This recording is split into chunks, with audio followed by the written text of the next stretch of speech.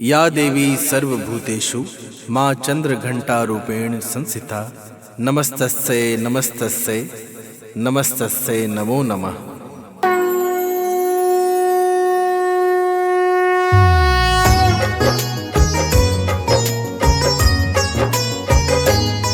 हम नौ दुर्गा के तीसरे रूप की कथा सुनाते हैं, पावन कथा सुनाते हैं। हम चंद्रघंटा माता रानी की महिमा गाते हैं, हम कथा सुनाते हैं। हम नौ दुर्गा के तीसरे रूप की कथा सुनाते हैं, पावन कथा सुनाते हैं। हम चंद्रघंटा माता रानी की महिमा गाते हैं, हम कथा सुनाते हैं। सबसे पावन तेरा नाम, चंद्रघंटा माँ तुम्हें प्रणाम। सबसे पावन तेरा नाम, चंद्रघंटा माँ तुम्हें प्रणाम। भक्तों, नवरात्रि के तीसरे दिन माँ चंद्रघंटा की पूजा की जाती है। माँ चंद्रघंटा दुर्गा का तीसरा स्वरूप है। माँ युद्ध मुद्रा में सिंह पर विराजमान माँ चंद्रघंटा के हाथों में त्रिशूल, धनुष, गदा और तलवार है। इनके माथे पर घंटे के आकार में अर्धचंद्र विराजमान है। इसी वजह से ये चंद्रघंटा कहलाती है। माँ राक्षसों का वध करने वाली हैं। इनकी आराधना से इंसानों के सभी पाप नष्ट होते हैं। इनकी पूजा करने वाला व्यक्ति पराक्रमी और निर्भय हो जाता है। ज्योतिष में इनका संबंध मंगल ग्रह से होता है। इनकी पूजा से व्यक्ति में विनम्रता आती है और उसका तेज बढ़ता है। तो बोलिए भक्तों, माता चंद्रघंटा की जय।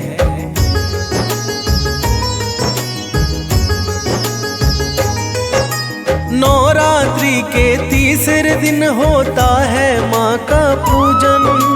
चंद्रघंटा माँ देती है अपने भक्तों को दर्शन। युद्ध मुद्रा में सिंह पर माता है विराजमान। भक्तों को सदा निर्भयता का देती वरदान।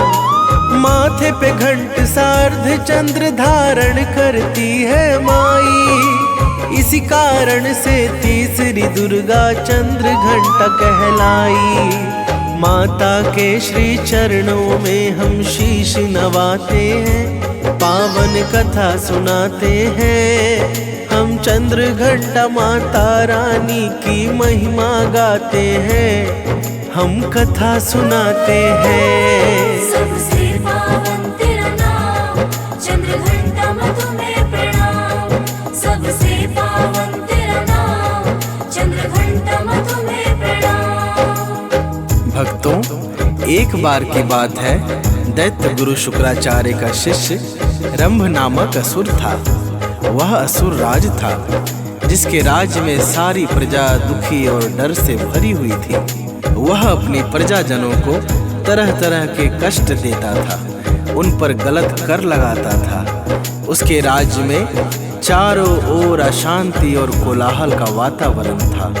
उसकी सारी प्रजा कष्ट से पीड़ित थी और उस दैत्यराज से मुक्ति चाहती थी। तो बोलिए भक्तों, माता चंद्रघंटा की जय।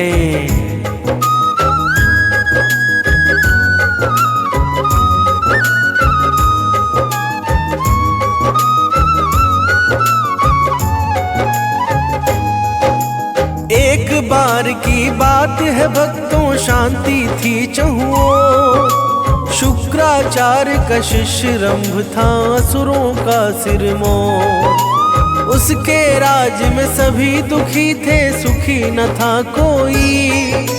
पाप बढ़ा जब धरती पर तब धरती माँ रोई। किसे पता था और अशुभ घड़ी है आने वाली। तब दुष्टों को संहारण हेतु आएगी मैया काली। हम शक्ति स्वरूपा नव दुर्गा को शीश नवाते हैं, पावन कथा सुनाते हैं। हम चंद्र घंटा माता रानी की महिमा गाते हैं, हम कथा सुनाते हैं। सबसे पावन तेरा नाम, चंद्रघंटा माँ तुम्हें प्रणाम। सबसे पावन तेरा नाम, चंद्रघंटा माँ तुम्हें प्रणाम। भक्तों, असुर राज रंभ एक दिन वन में शिकार करने गया। वहां एक तालाब में उसने एक भैंस को जल में विचरण करते देखा। वह उस पर मंत्रमुग्ध हो गया। उन दोनों के संबंध से एक बालक का जन्म हुआ। उस दिन अमावस्या की रात थी। बालक के जन्म के साथ ही तेज हवाएं चलने लगी और आकाश से पानी बरसने लगा। रंभासुर उस बालक को लेकर अपने महल में आया।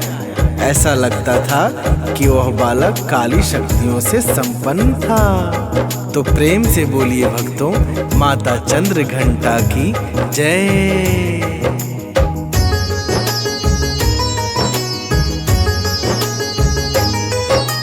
असुरों का राजा रंभ गया वन में करने शिकार। विचरण करती भैंस से हो गया उसको प्यार।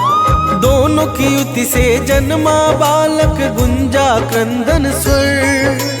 काली अमावस की रात्रि में रोया था अंबर। रंभासुर लेके बालक को अपने महल में आया। काली शक्तियों से कुपित हो भूमंडल थर्राया। यह सब देख के देवतागण बहुत डर जाते हैं। पावन कथा सुनाते हैं, हम चंद्रघंटा माता रानी की महिमा गाते हैं, हम कथा सुनाते हैं। सबसे पावन तेरा नाम, चंद्रघंटा माँ तुम्हें प्रणाम। सबसे पावन तेरा नाम, चंद्रघंटा माँ तुम्हें प्रणाम। भक्तों, रंभासुर ने दूत भेजकर दैत्य गुरु शुक्राचार्य को बुलवाया। दैत्य गुरु खबर पाकर रंभासुर के राजमहल आए। वहां उन्होंने उस बालक को देखा और आंख बंद करके ध्यान लगाया। कुछ समय उपरांत उन्होंने आंखें खोली और बोले कि हे रंभासुर, इस बालक में असुर और महिष दोनों की युति है। इस कारण यह बालक जब चाहे तब असुर या महिष दोनों रूपों को धारण कर सकता है। यह अति बलवान होगा। यह ब्रह्मा जी का बहुत बड़ा भक्त होगा। इसका नाम महिषासुर होगा। तो बोलिए भक्तों, माता चंद्रघंटा की जय।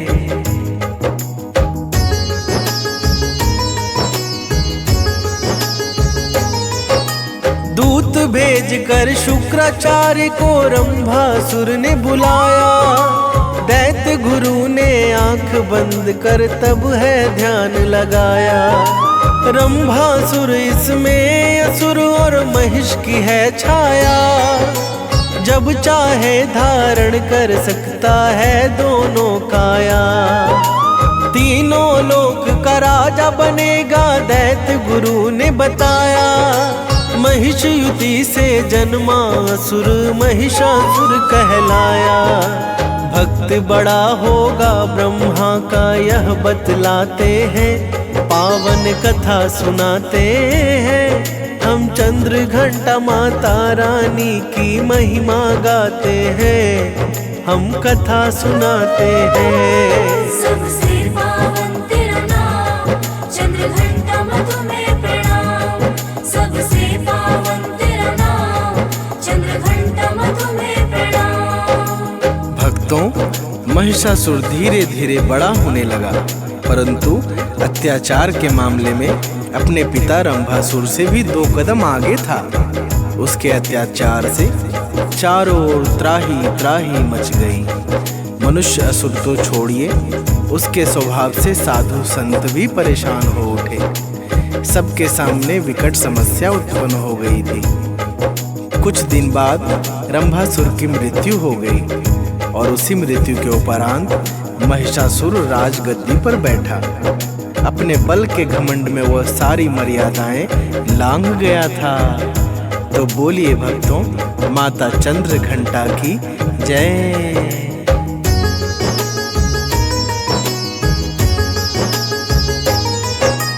जैसा नाम था महिषासुर का, वैसा करे वह काम।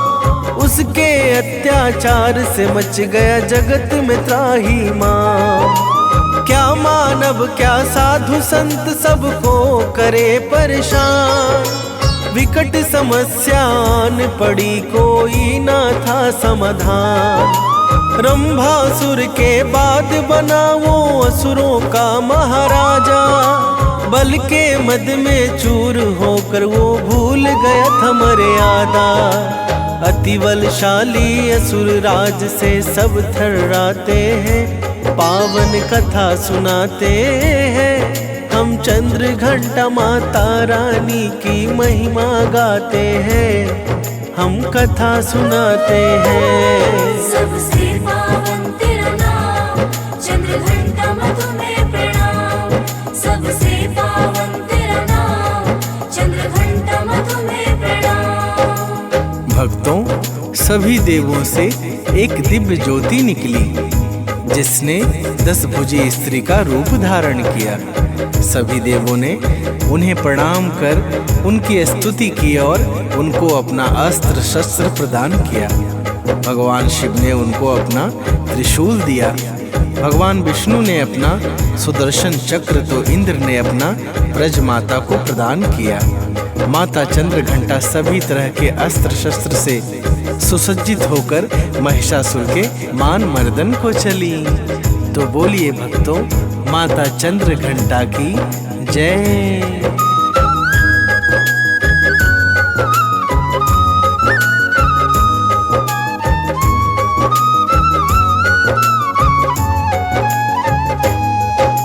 सब देवों से ज्योत निकल कर रूप किया एक धारण।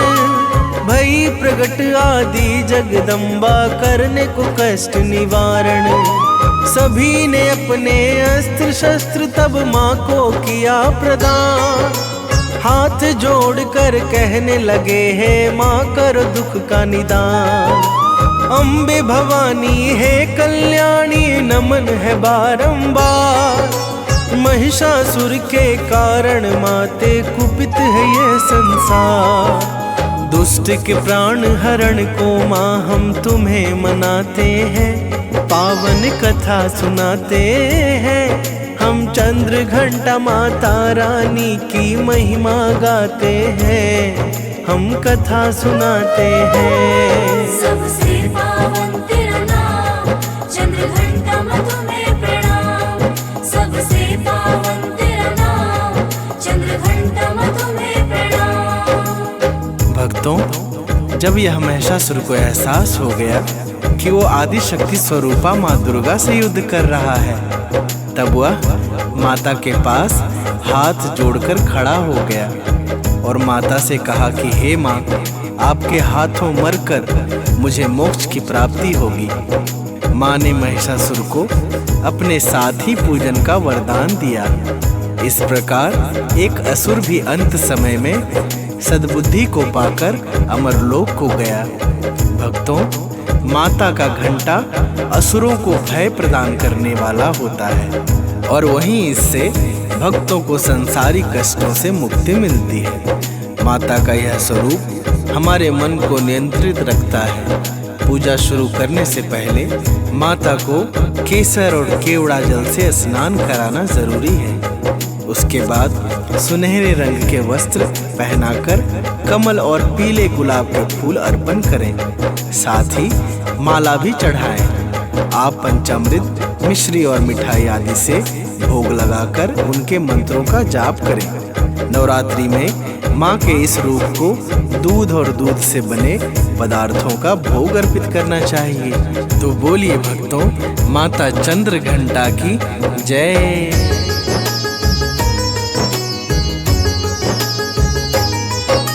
माँ की शक्ति का महिषा को हो गया जब एहसास, हाथ जोड़कर तब वो आया माँ दुर्गा के पास। ना पहचान पाया माँ तुझको, अब करो बेड़ा पार। तेरे ही हाथों वध हो मेरा, तब होगा उद्धार। ऐसा ही होगा महिषासुर बनेगा सायुज भोगी।